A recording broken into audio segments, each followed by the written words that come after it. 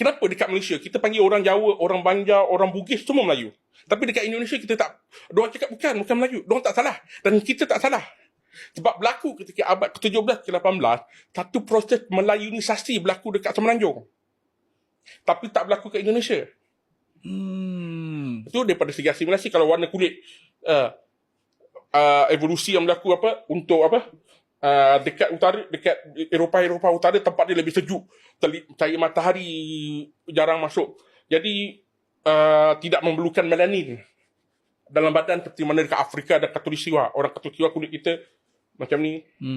Sebab itu orang Israel, Yahudi pada hari ni paling banyak kena kanser kulit dekat Israel. Oh ya? Yeah.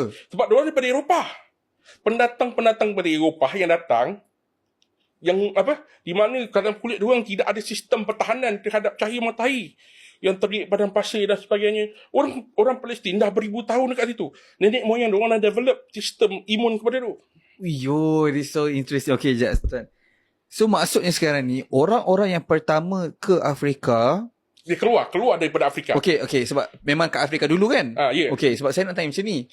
So maksudnya okay, saya nak tanya macam ni tapi saya tahu salah lah. Tapi saya just sahkan sebab saya terfikir. Saya nak tanya macam ni. So maksudnya tuan nak cakap sekarang ni, orang yang pertama ke Afrika, diorang kena kanser dulu sebelum lama-lama diorang imun kepada kanser kulit. Sebab at first diorang tak kulit diorang tak kulit gelap, diorang kulit cerah. Tapi disebabkan stay kat Afrika lama, diorang evolusi kepada kulit gelap untuk makin imun kepada kanser kulit. Tapi taklah, sebab sebenarnya diorang memang gelap dulu. Ya, memang gelap dulu ya. Sebab so gelap tu memang Tuhan memang dah ready untuk tu kanser. Okay, so bila diorang keluar dari situ, dah tak ada keperluan untuk ada sistem tu.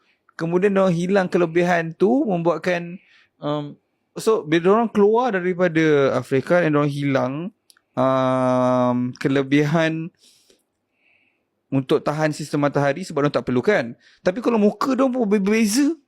Kau tengok macam orang Afrika kan macam hidung diorang tak mancung, macam hidung kita sikit.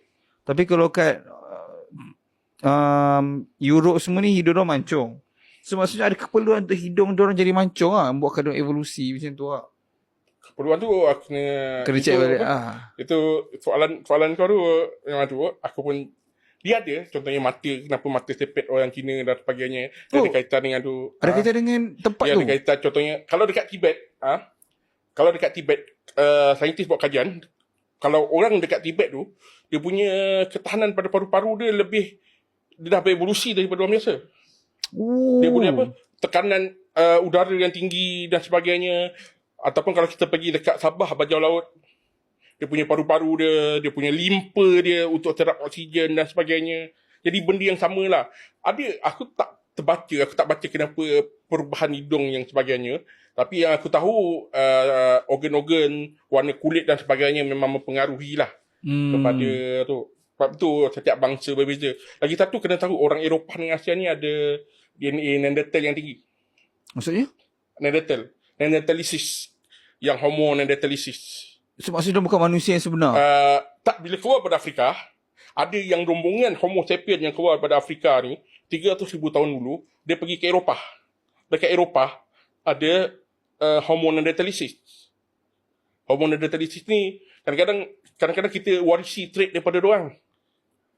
Contohnya aku buat DNA yang aku buat, aku ada 2% Homo neanderthalisis sebab aku orang Asia.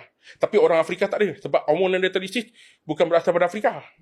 Jadi antara itu sebab lah. So boleh jadi juga hidung mancung daripada Homo neanderthalisis. Rambut pirang, merah dan sebagainya. Itu memang ada pada neanderthalisis. Neanderthalisis rambut warna-warni lah.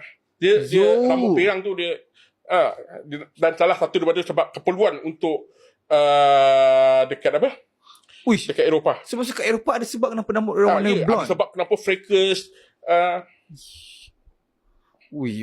Okay. So tuan rasa macam manusia ni dah lebih 300,000 tahun nak kat bumi? Okay, sebab keperasan tak yang Luqman ada sebut bahawa antara pendapat Luqman ni tak ada angka bila Nabi Adam turun. Aku dengan Dr. Zamir selalu bergaduh dua orang. Dr. Zamir cakap 14,000? 50,000 tahun yang lalu. 50,000?